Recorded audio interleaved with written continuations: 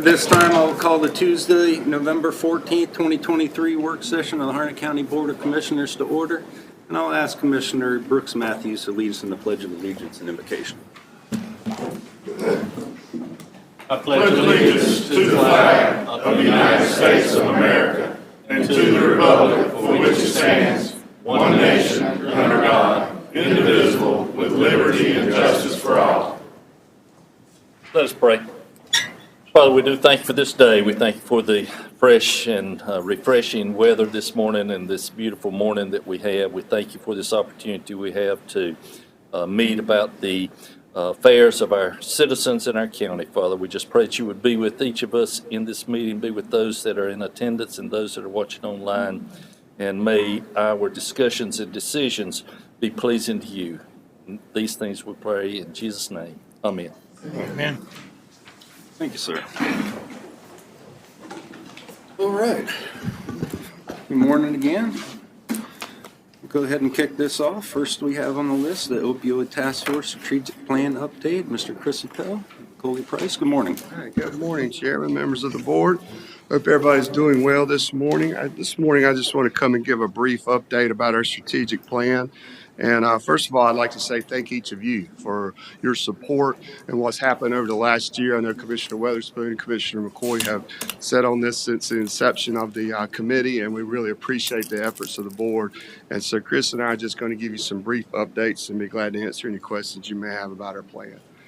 So you see the first slide is our partners. I don't know what we could do without each of those. That has been built over the last year as far as what you see on the screen there. And I really appreciate the time, energy, and effort that all these organizations have put forth back into Harnett County Opioid Task Force and putting our strategic plan together.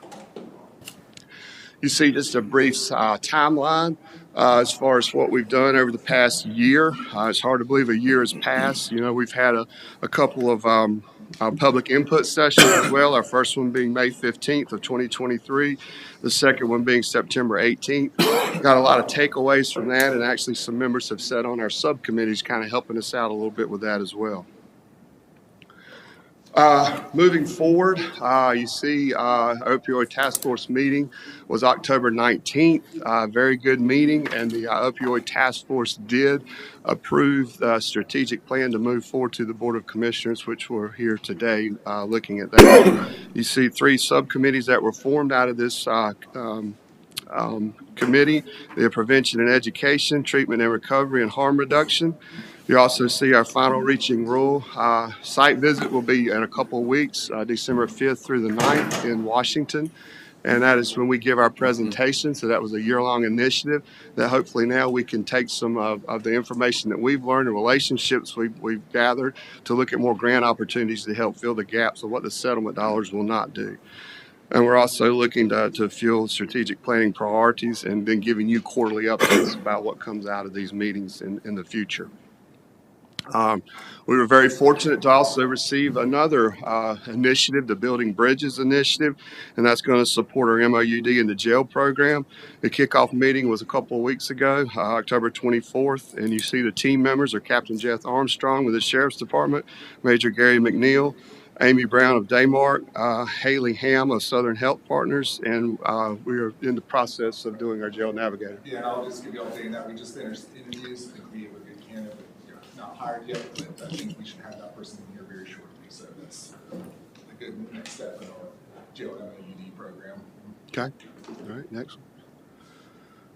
So now about the strategic plan adoption, the public input was received. We talked to supporting family members and looking at post-overdose responses, broadening the scope to include awareness of youth who are not at risk, canvass the county to find more individuals with lived experiences or close family friends, develop a platform to connect organizations to each other and to resources. And as I was mentioning to Commissioner McCoy, we're looking at hopefully doing a faith-based conference in the early spring, which I think will be a tremendous asset to this area and bringing those organizations together. I would also like to thank Dr. Tillman, Dr. Agnello, Campbell University, and all the students that has helped us tremendously with seeking the data and doing a lot of the research. Without them, I don't know where we'd be. They've been such a tremendous asset to us.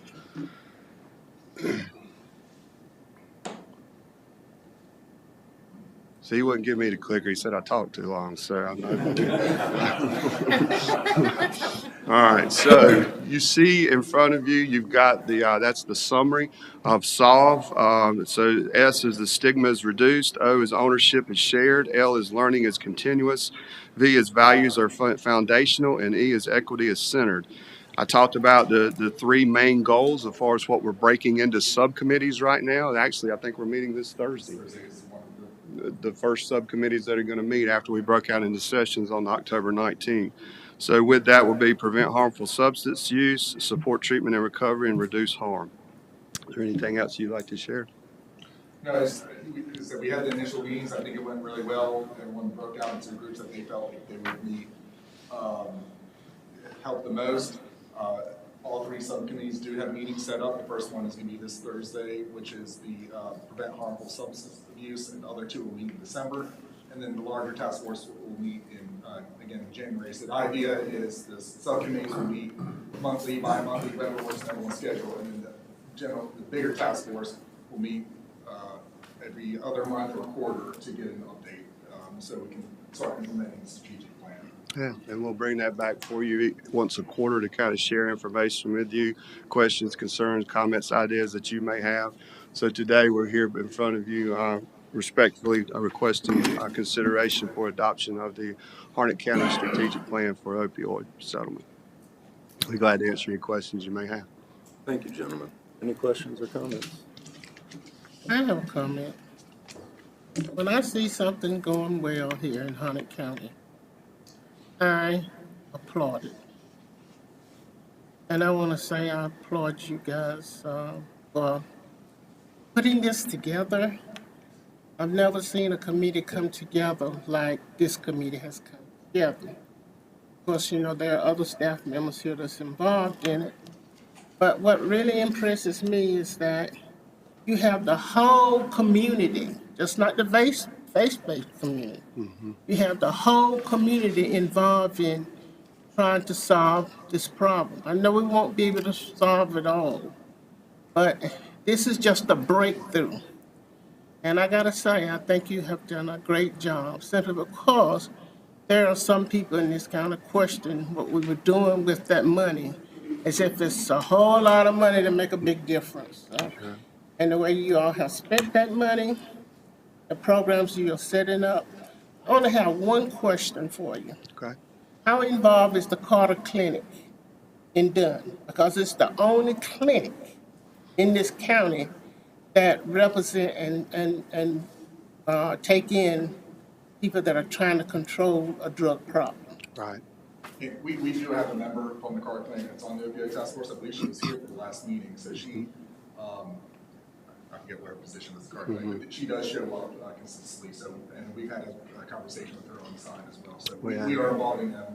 Okay. And we'll be part of the, hopefully part of this solution. Okay, well, thank you very much, simply because the psychiatrist over that clinic came to our first meeting, and I haven't seen him yet. He has not, but I apologize for getting her position, but she is from the Carter Clinic. Yes. Okay, all right, thank you, and I applaud you.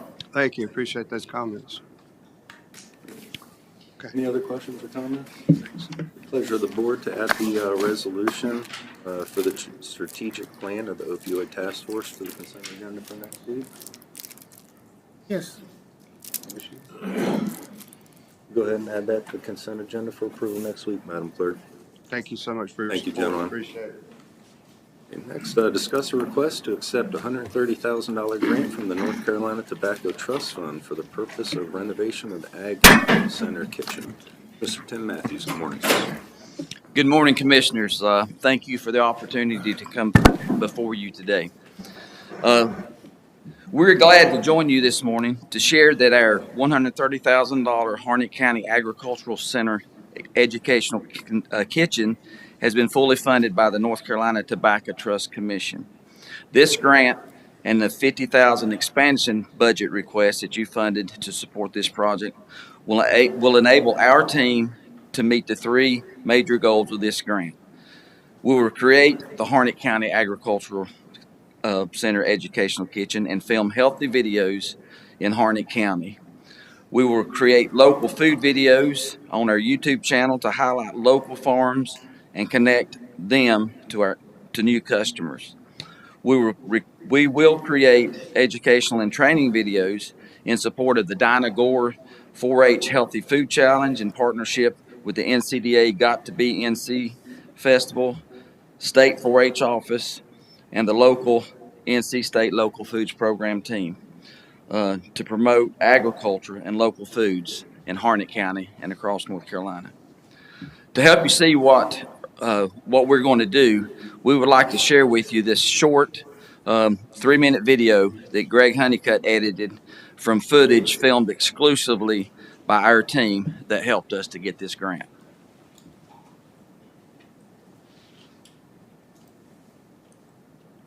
Probably more than you might think. Farming is a way of life, an essential piece of our world. Some would say it's the most essential and most important way of life, because without farmers, we don't have food. And food, well, it's kind of important. In Harnett County, we have current and former tobacco farmers that have been forced to diversify and pivot to new crops due to the changes in our county landscape. There is a decreasing availability of farmland and increasing in housing to accommodate an ever-growing population. Many of our farmers are now producing high-value local food crops like strawberries and other produce, as well as many are increasing production of local meats. Like the North Carolina Tobacco Trust Fund Commission, we too are looking for ways to add value to our current and former tobacco farmers. We want to help them grow their business that was displaced by tobacco-related losses. Our Harnett County Cooperative Extension team are always looking to be on the cutting edge of technology and market trends. According to the most recent research done in the digital media space, online video is the fastest growing media source for educational and marketing, outpacing social media, television, and newspaper. This is a trend experts in the digital media space see continuing into the future, as more and more people look to online video resources to solve their problems, bring products to their attention, and teach them new life skills. Through our leadership roles in the North Carolina State Local Foods Program team, we gain valuable experience working with farmers to showcase and promote their farm businesses through the development of the 4-H virtual Farm to Fork camp videos. We work with farms like rainbow trout in the mountains all the way to Ghost Fleet oysters on the coast of North Carolina. During this experience, we learned the barriers we face in the current facilities and resources we have in our county. We currently do not have an educational teaching kitchen necessary to produce high-quality cooking videos to properly highlight these farms. Consumers now more than ever are looking to connect to their farmers. They want to know how they can use these local foods to produce healthy, nutritious meals for them and their family. You may not even realize it, but you've already started to make connections with the farmers that you have seen in this video. And a curiosity is already growing about the dishes you've seen highlighting these farm fresh products. Unfortunately for farmers, it costs on average $4,000 per finished minute of professionally produced, filmed, and edited video. But that's where we come in. We can do this for free to the farmer. We plan to film 2 videos for each of the farms that work with us, giving each farm $24,000 worth of value. Also, we already have established connections with our community online through our social media platforms to help market these farms. Help us help our farmers. Fund this kitchen and let us use our skills and talents to give our farmers the marketing and business tools they need to succeed in the growing digital world.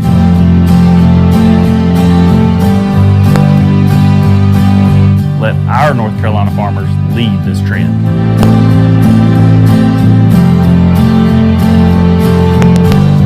Help us help build that connection between the citizens of our state and the farmers that feed them.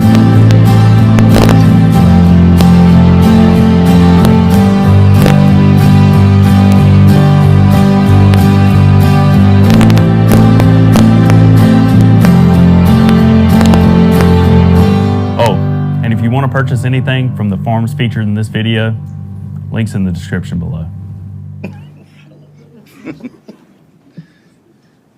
That's it. So these are the kind of videos that we want to produce for our farmers here in the county. And like I said, all of the videos you saw there was filmed by our staff.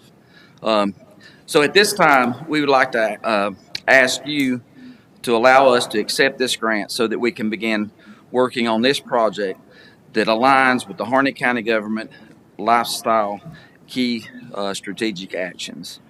And at this time, I'd like to ask, are there any questions? Any questions or comments? Is there any objection to adding this to next week's consent agenda for approval? We'll go ahead and add this to next week's consent agenda, and would you like us up? Yes. front as well, sir? So at this time, I would like our team, including Brian Parrish, who is representing agriculture, Jackie Helton representing 4-H, Shannon Adcock, our new FCS agent, who is representing Family and Consumer Science, and William Upchurch with the North Carolina Tobacco Trust Fund Commission would like to present a check for this project to the Board of Commissioners. So, William. Commissioners, join me up front. And we'll probably go take the picture.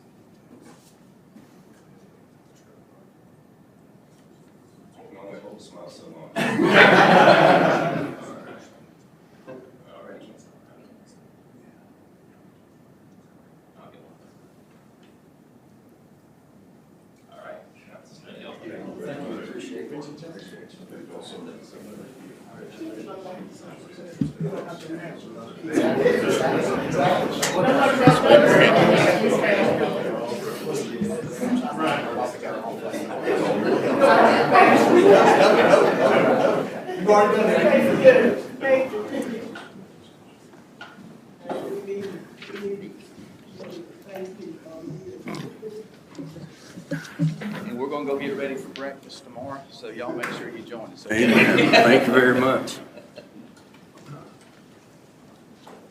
All right, moving on, Development Services briefing. Looks like we have a few zoning changes that are coming up. Yes, we do. Good morning, Commissioner. Sarah Arbor with the Harnett County Development Services. So our first case is a requested rezoning from commercial to the RA30. The applicant is Mr. Shelton Beasley, and the property is located at 3545 US 301 North and Dunn. So property is about 0.3 acres in size.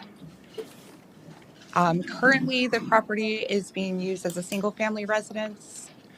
To the best that the staff can tell, looking through county records, it appears that this property has always been used for single-family residential purposes. Zoning came into the area in 1988, and the residence was built in 1969. So it's a small 13,000 square foot property. The backyard is currently being almost completely utilized for the septic system. The applicant stated, due to the financing when they were purchasing the residence, they would like to have it rezoned from commercial to RA30, just to make it easier for them moving forward in the future. It was difficult, I guess, for them to obtain that financing with that commercial zoning designation with the residence located on the property. So if you take a look there at the zoning district compatibility map, you can see this is in an area that is largely commercial. So because of this, an evaluation was done at the planning board meeting for a small scale rezoning, and they did find that to be reasonable. The land use classification map shows that this is in the compact mixed use land use designation, which does allow for residences as well as commercial uses. And there are certainly a mix of both out there in this area. So looking at the site photographs there, the first picture shows, when staff went out to go and view the site and take our photos for our reports, we did find that there is a possible zoning violation there located on the property. So just wanted to let the board know that, and also that the applicant is currently working with staff to find a solution to resolve any potential zoning compliance issues there on the property.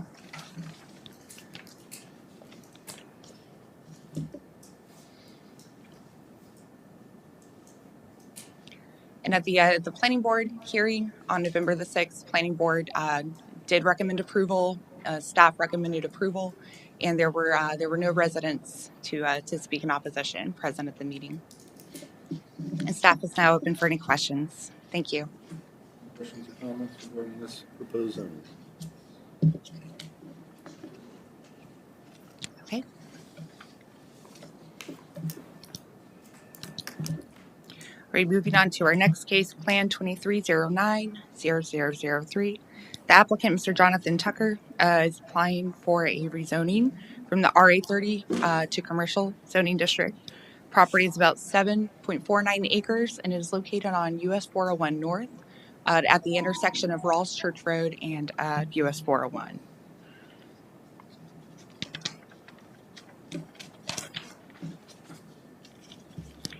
So the property is a currently vacant, unimproved site, currently being used for agricultural purposes. There's a rail line that runs on the western property line there, and surrounding land uses consist of single-family residences and non-residential uses such as a religion, institution, and agricultural activities. So for the site, it does have direct access to US 401. There's water available.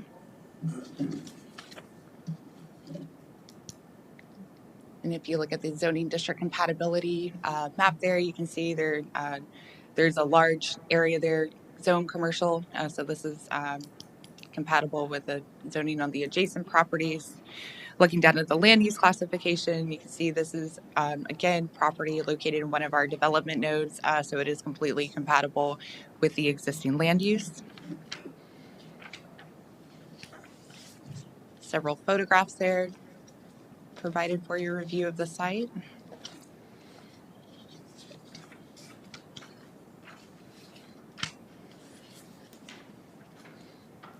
So through staff's evaluation, staff was able to recommend approval.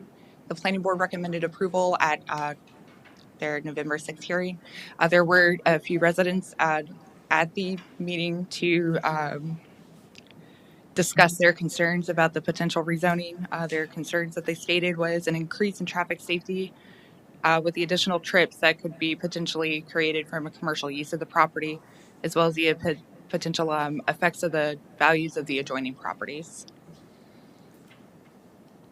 It was also discussed at the meeting, staff did let them know, as well as the planning board, we don't have a timeline for it, but currently NCDOT is planning to signalize an intersection there. Rawls Church Road is in US 401 North. And staff is now open for any questions. Questions, comments regarding this proposal? I don't have any questions, but I do know that's a heavily trafficked area. Very heavily trafficked, and now you're trying to put something commercial there. Is that not true? Yes, I mean the US 401 North and in Rawls Church Road that is a high traffic area, and the traffic counts are certainly high too for that both of those sections. Yes, ma'am. You say you had a 5-0 vote? Yes, on the ma'am. It board was to unanimous. recommend it? Yes, ma'am. Any other questions, comments? Okay. All right, so our last rezoning case here is a request to rezone from the RA40 zoning district to commercial. The applicant is Mr. Don Curry from Curry Engineering in Fuquay.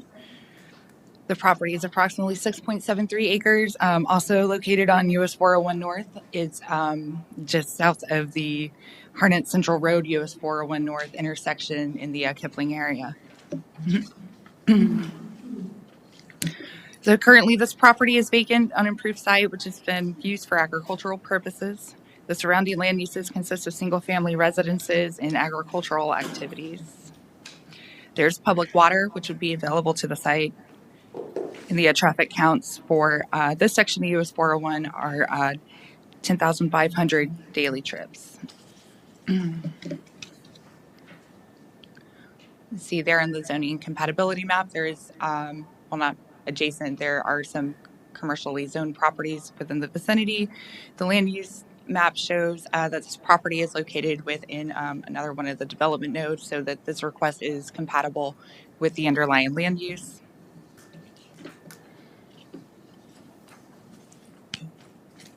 Again, several photos of the site there provided for your review.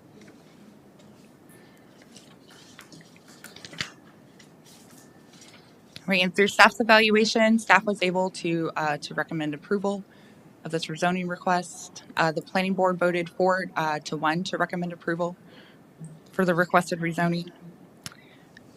There were several residents who attended the meeting who had some concerns. Their concerns were the potential for an increase in traffic safety in the community, the potential for an increase in public safety issues in the community if the property were to be developed as a gas station or a convenience store.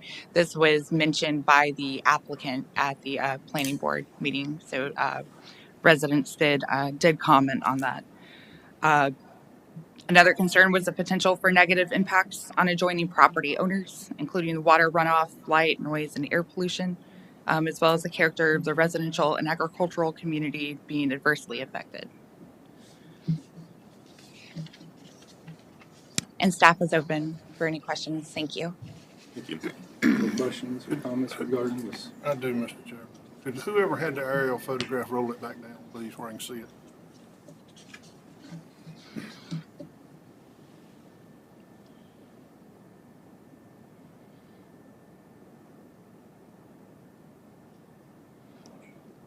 Further, Come on down to there? the picture there. Oh, that, okay, yes. That's the one I was trying to. We have this track come up. No, So it Yeah. was, it's similar to another track that came up recently in shape, and it's a little bit smaller than the one that came up. Right there in the previously. same area. Fairly close, yes. And I will say there's a number of convenience stores within 10 minutes of this proposed site. Can you scroll it back up, please? Scroll it up a little bit from this site here. Mr. Chairman, I recommend we sit that over for further discussion.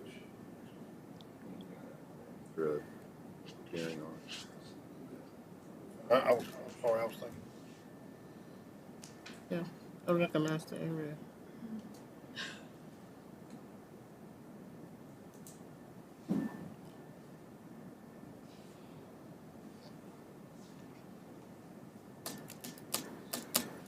Thank you. Any other questions, comments? Pleasure of the board to add these public hearings to next week's agenda. No opposition, we'll go ahead and add these public hearings to next week's agenda as well, Madam Clerk. Thank you. thank Thank you you. very much. Okay, item 6, discuss the appointment of Mr. Stephen Barrington to the Executive Committee of the Southeastern Economic Development Commission. Mr. Brent Trout, good morning. Thank you, Chairman. The board made a decision that during the interim period where we had no director of our Economic Development Department to not do an interim appointment to this executive committee of the SEDC. Now that Stephen's on board, we want to ask the board to approve his appointment to the executive committee of the SEDC. Any questions or comments regarding? Pleasure of the board to go ahead and add this to consent agenda for next week approval. Sure. We'll go ahead and add this to next week's agenda as well, Madam Clerk. Thank you. Outstanding. Item 7, Review potential funding plan for nonprofit groups originating in Harnett County. And I will go ahead and take the lead on this one. Good morning, everybody. Well, it was about 2.5, going on 3 years ago that we had voted as a board in order to disband the nonprofit committee that we have. And in regards to that, we also had suspended any funding for nonprofits here in the community, or the county. Now, I can personally speak on why I had voted years ago on disbanding the nonprofits. May have been a little young, naive in my political career, and was thinking more along the lines of being a conservative and, utilizing taxpayers' funds in order to support nonprofits here, where people could go ahead and donate themselves. However, after being here on this board for a while and sitting in this position the last year, you definitely see the need. There's a lot of nonprofits in this county that provide resources and services that the county cannot, and it benefits the county. And there's certain things that they relieve the county of. So I'd like to bring it back up for discussion. Another reason why is that our nonprofit committee that we had, after sending it back twice for, negotiations for better terms on what we were going to fund, there were a lot of non-committee or nonprofits that were not in compliance. And that was a big factor as well. So I'd like to discuss some potential funding plans so we can either reinstate a nonprofit committee with some more oversight, so we can narrow down nonprofits that are actually eligible. So I'm going to open the floor for discussion. Answer questions regarding this topic. Well, I have comments. I hate to be the one to always speak, but I am in favor of bringing back the nonprofit meeting simply because it was organized to help assist nonprofit organizations in this county that were giving and assisting citizens in this county on things that we couldn't afford to do at that time. Maybe we could afford to do them, but we were not doing them at that time. And I can speak for the committee because I was in the bargaining part of it and organizing, and I think it was organized real well. One of the things that we did in organizing it took us probably about 2 years to organize it because we try to cover every issue that would affect the county in giving money to nonprofits. And these are some of the things that I think we did, and we did it right. And that was to have our legal team involved in drawing up the bylaws, telling us the right way to do things and how to do it. Also, the board was made up of, I think, the whole county, because the board was made up of 2 commissioners and 1 delegate from each district. That means that we had representation from the whole county. And the funding, what I think you all didn't understand at the time, every nonprofit organization had to have a 501c3. Now, the organization that was in question about us not giving them the adequate funding did not have a 501c3, but we gave them funds. We gave them funds because we gave them funds over the years, and it was a good organization because it was assisting schools and it was assisting children. We also had the School of Government involved in organizing the nonprofit here in Harnett County, based on what nonprofit organizations were doing and how they set up their bylaws in other counties in the state of North Carolina. I think that I'm in favor of it, based on we go back and review what, how we organized it and our bylaws. Because I really do think that every county, every district in this county was represented at the table. See, the thing about it was kind of put out there that the two commissioners was making the decisions. We didn't make the decision. We had a chairman of that committee, and that chairman, he guided the committee. And then when we decided the funding, we let the whole commissioners board, as well as the manager, decide how much funding we were going to give to each organization based on the qualification.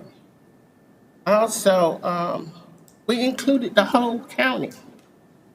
I am very much opposed to putting together a nonprofit committee and not having some oversight by this committee, by this commission board. We should have oversight, because this is taxpayers' money that we are spending. And we should make sure that we are spending it in the right direction. Well, at that time, they said the budget was too high. Brought the budget back to the members of the committee, and the members of the committee stringed down that budget. In fact, I think it was less money in that budget, I'm not sure, so don't hold me to that, than we have done in many years. The nonprofit committee was not put together without some kind of oversight of it. And I applaud the way it was organized. I applaud the way that the committee was selected, because it gave the commissioners a representative on both sides. Even the county manager was involved in it. And I say this, there are some organizations in this county that need that funding in order to keep the programs that they had going for the citizens of this county. So that's all I have to say. And I talked more than I needed to, but I wanted you to understand how it was organized, the reason it was organized, and how it was put together. The School of Government was even involved in it. I think it was well put together. We didn't do it overnight. It took about 2 years to put it together. But that's totally up to this committee which direction we go. I am very much unopposed to putting together a committee and just giving it to the citizens of this county or to the agencies of this county. I feel very, very passionate about this. This board here should have some oversight on the funding and who sits on the board. So. Any other questions, comments? Mr. Chairman, if I may, I do appreciate both you and Commissioner McCoy pointing out that what originally created the questions and the issues several years ago, at least in my mind, was the fact that we had a list of supposed nonprofit organizations that we were giving taxpayer money to. When we discovered that, in fact, at least one of those organizations was not recognized as a nonprofit organization, although it was a great organization doing great things. So in essence, I think it was a little bit concerning, at least to me, that we're providing taxpayer money to a good organization, but not necessarily what it was, what we said we were doing, and that being to nonprofit organizations.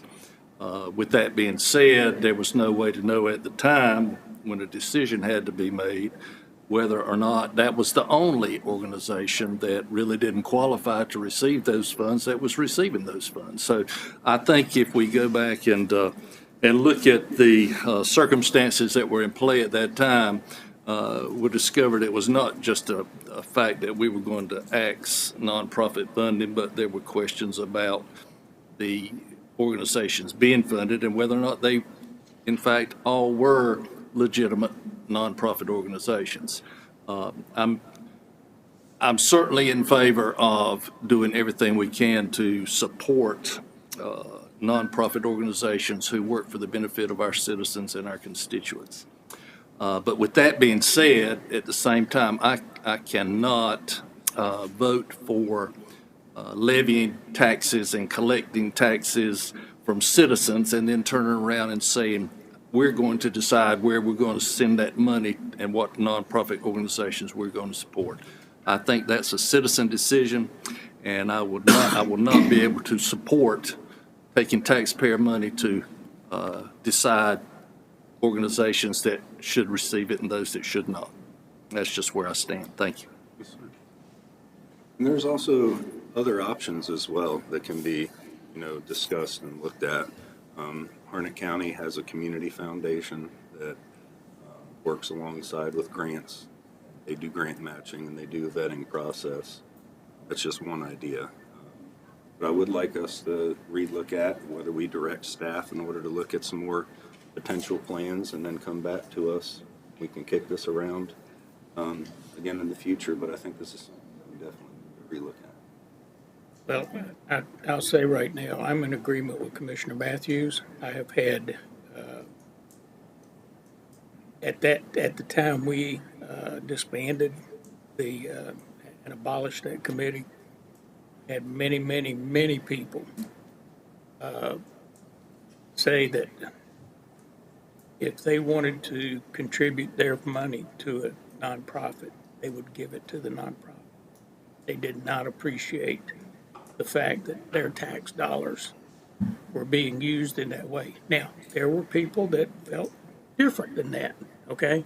But the majority of the people that contacted me were against the giveaways. I'll also say that last year, we gave quite a bit of funding year before last, I guess, to nonprofits with funding that was obtained for Harnett County from the legislature. And everybody had an opportunity to nominate whoever they wanted to give that money to. And we gave a lot of money to nonprofits.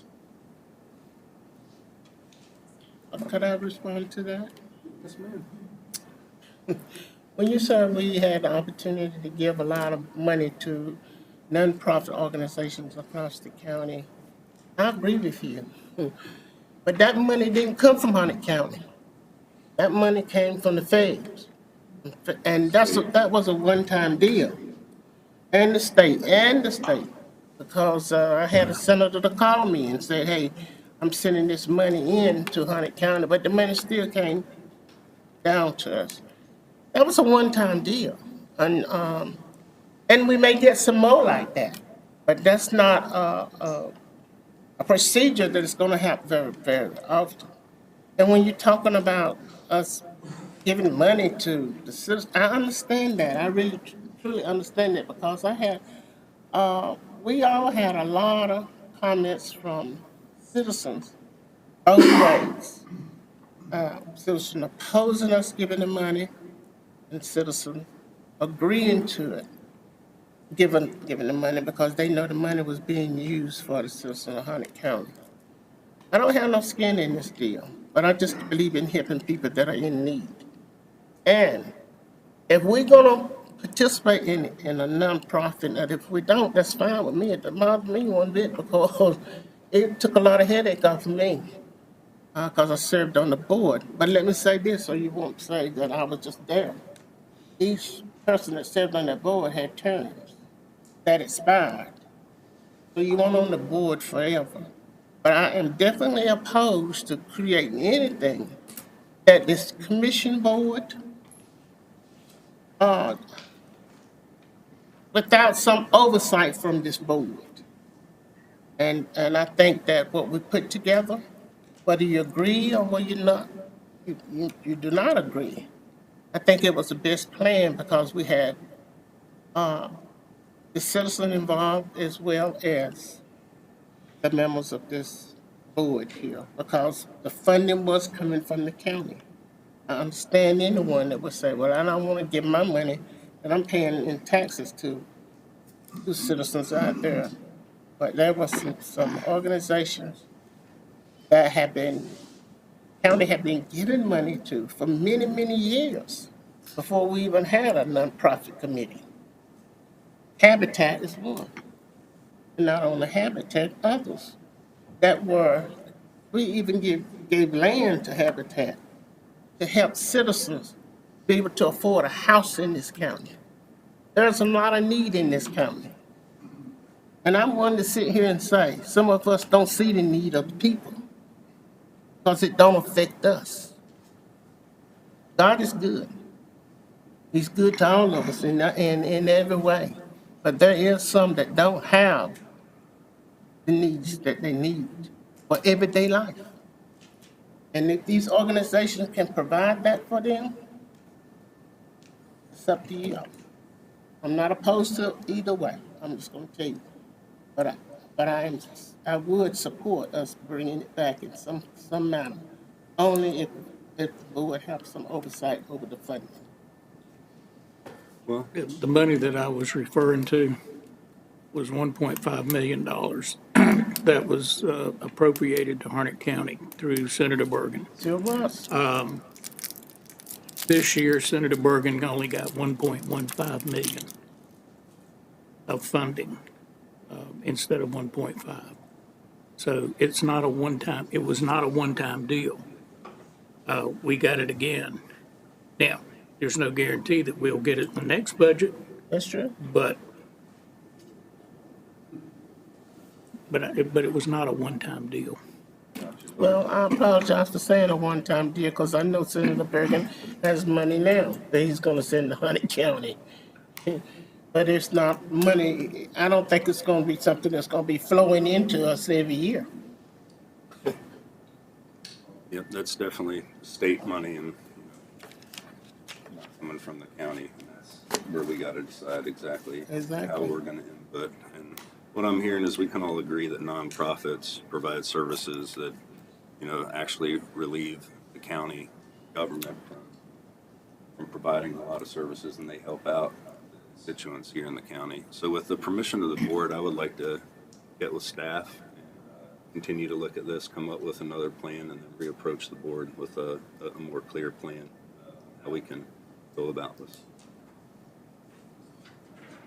Okay. Outstanding. All right. We'll move on. Discuss suspending the issuance of building permits in the Rawls Church area until certain safety concerns are addressed. Vice Chairman Morris. Mr. Chairman, if you would, there are two significant facts that have come into play in the last day or so. I'd like to set this over for further discussion for the board meeting. One, Commissioner Weatherspoon has presented a letter that shows a timeline of when traffic control devices are supposed to be installed.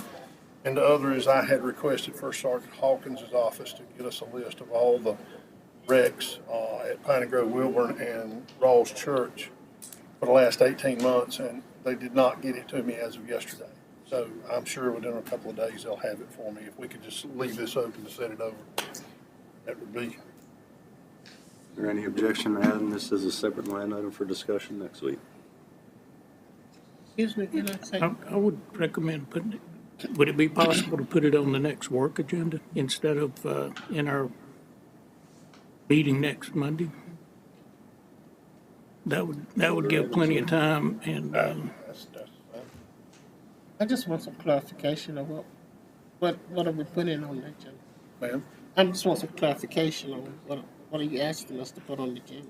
Oh, just a discussion about it. Okay. I just don't want to have it and not have all All the the facts. necessary data here. And I was hoping, First Sergeant Hawkins was out of the office last week. I spoke with his secretary, and they were going to try to get it together and get it to me yesterday. And we're not able to, so I'm figuring a couple of days we should have it. Okay. That way we'll know exactly how many wrecks have been, how many serious wrecks, how many bump and run stuff, and that kind of thing. We can speak intelligently about that. Agree. With the pleasure of the board to add this to the November 28th work session agenda. Go ahead and add this to the work session on November 28th, Madam Clerk. Moving on, discuss and review the 24 schedule of meetings for the Harnett County Board of Commissioners. Chairman, if you'd like me to cover a few things, I would. Yes, sir, please. All right, so as we look at the schedule, you have that before you. A couple of notes to put on there to recognize. There's a couple highlighted. Our planning retreat would be scheduled for January 23rd. January has 5 Tuesdays, so it fits in nicely to be able to have a special meeting for a planning retreat on the 23rd. Plan to have Rebecca Jackson come and help facilitate that. The next item I'll mention is January 16th would be a regular action meeting. It's on Tuesday because of the Martin Luther King holiday. February 5th would be our legislative luncheon. Our public hearing on our budget would be May 20th. The September 3rd meeting is on a Tuesday due to the Labor Day holiday, which would normally be our meeting, so you move it one day.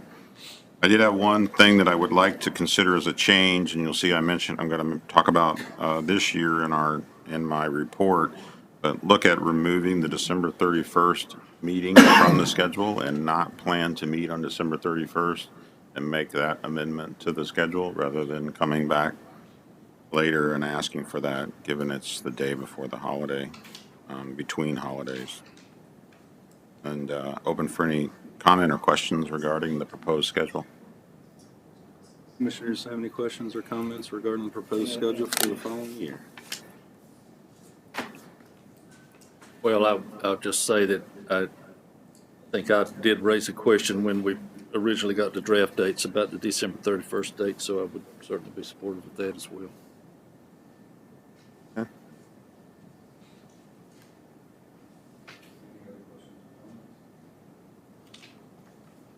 Pleasure of the board to add this to next week's consent agenda for adoption.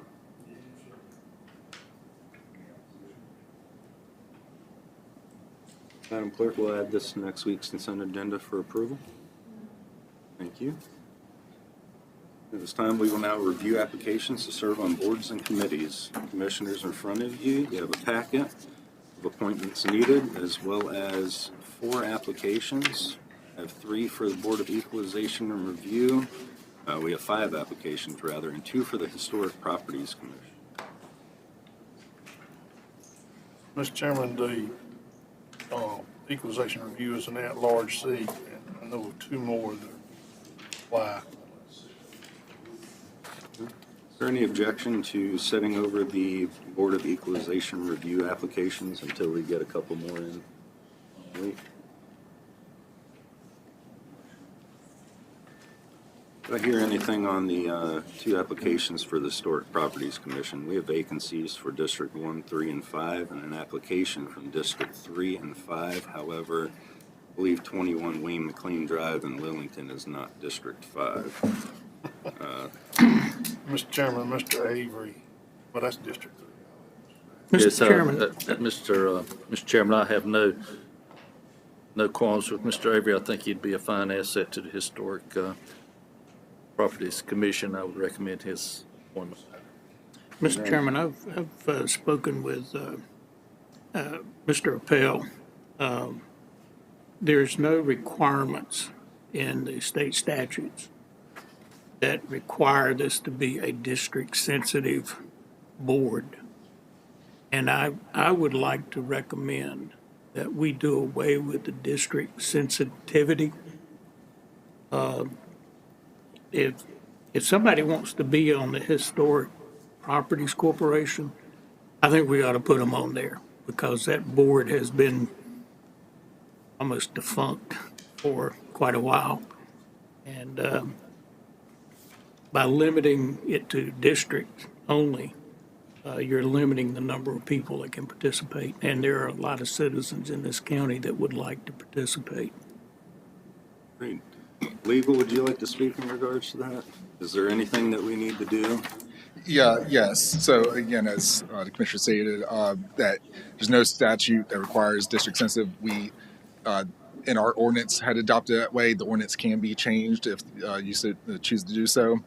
Because this is a 160D created board, it would require a public hearing, just like any of our other 160D matters. So What I can do, if you want to move forward, is present some minor changes to the ordinance for your review and to advertise a public hearing to hear from our citizens. So, Well, I can agree with Commissioner Wilson.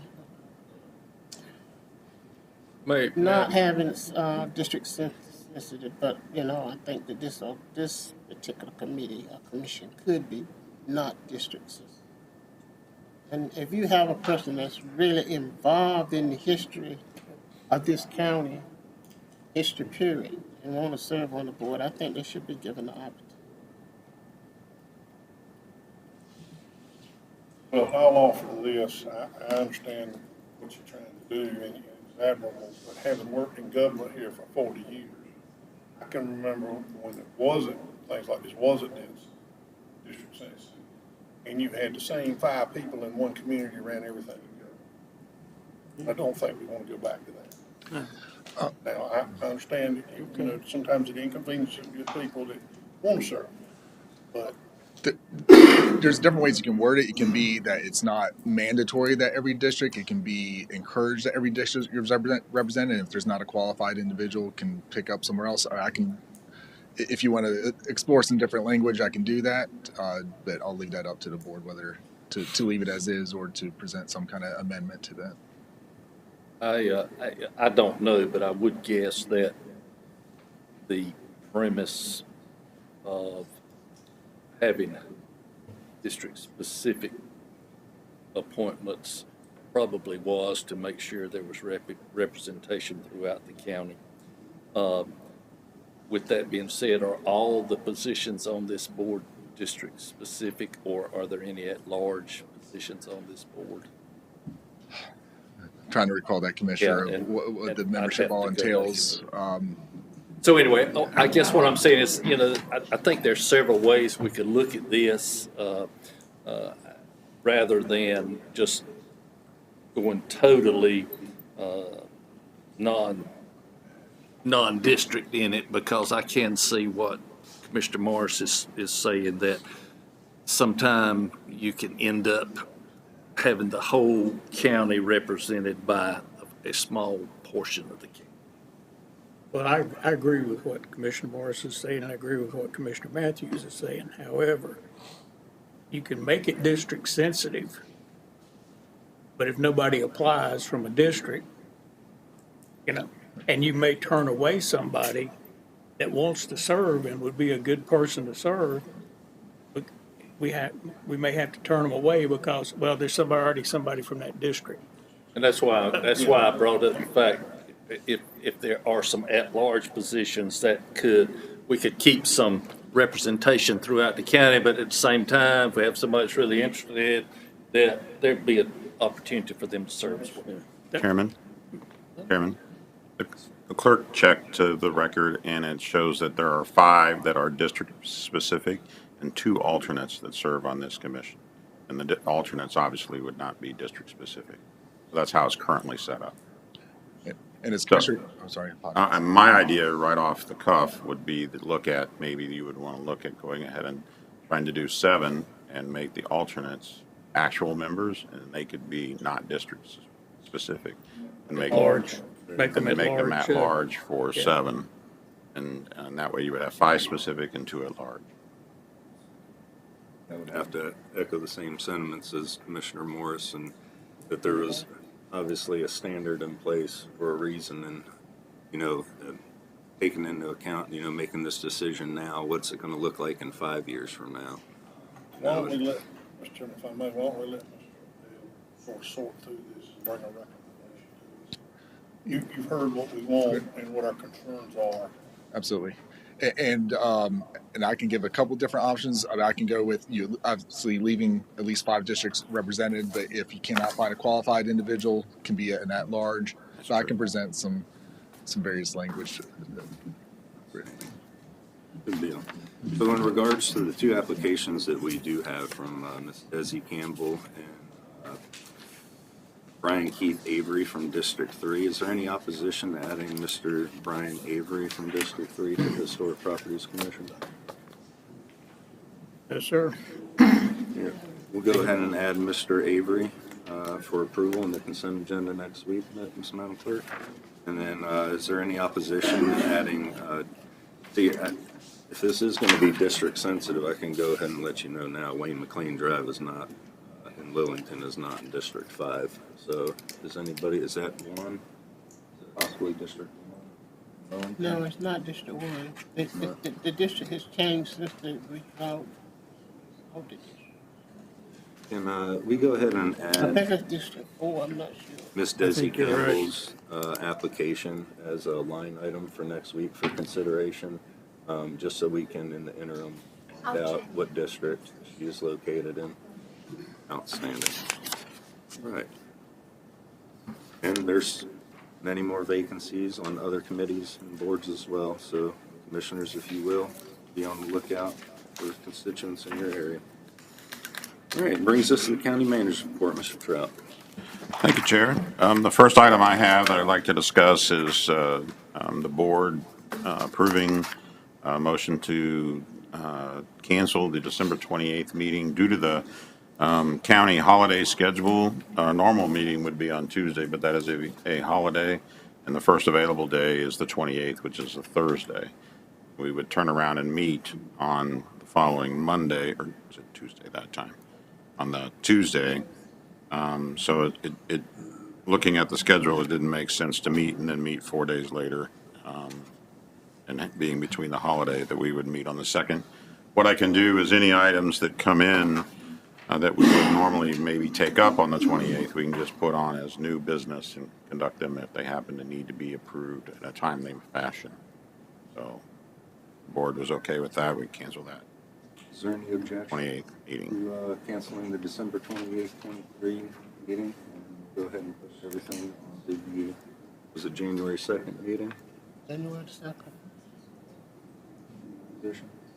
We'll go ahead and make that change to the consent agenda next week. Thank you. Okay, the next item I have is giving a report as it relates to our performance management work that we're doing. Last year was our first year to work through a performance management plan. A lot of work was put in staff identifying different strategic actions that we need to take. We've completed our first year, and as we ended our first year of that work, we ended the year with 46% complete of the 37 tasks. 35% were still pending action, and 19% were in process. As we move into the new year, we're looking at only having 31 key strategic actions due to the fact that some of those items were completed in the last year, and so we'll remove them. So we have analyzed and looked at our progress in the first quarter of the new fiscal year, and we have 16% of the pending actions, 68% that are in process, and 16% that are complete. So we'll continue to make progress on these. The important thing to note is that in our next quarter, our Harnett team will begin developing business plans for each department. And the business plans are going to be much more specific as a set of actions that each department is going to take in order to accomplish their requirements or their expectations for their department. So really drilling down in a much more detailed fashion as to what they need to accomplish, establishing metrics, measuring success, and those types of things as we go forward. So this is really the next step.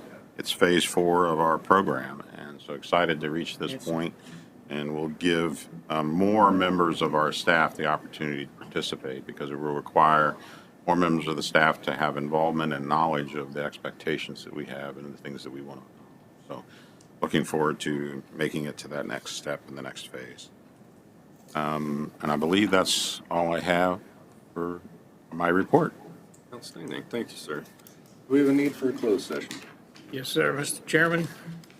I move that the board go into closed session for the following purpose: to consult with the county's legal counsel in order to preserve the attorney-client privilege concerning the handling of certain claims. This motion's made pursuant to North Carolina General Statute 143-318.11A3. A motion and second for closed session. Any discussion? All in favor, please say aye. Aye. Any opposed? We're in closed session.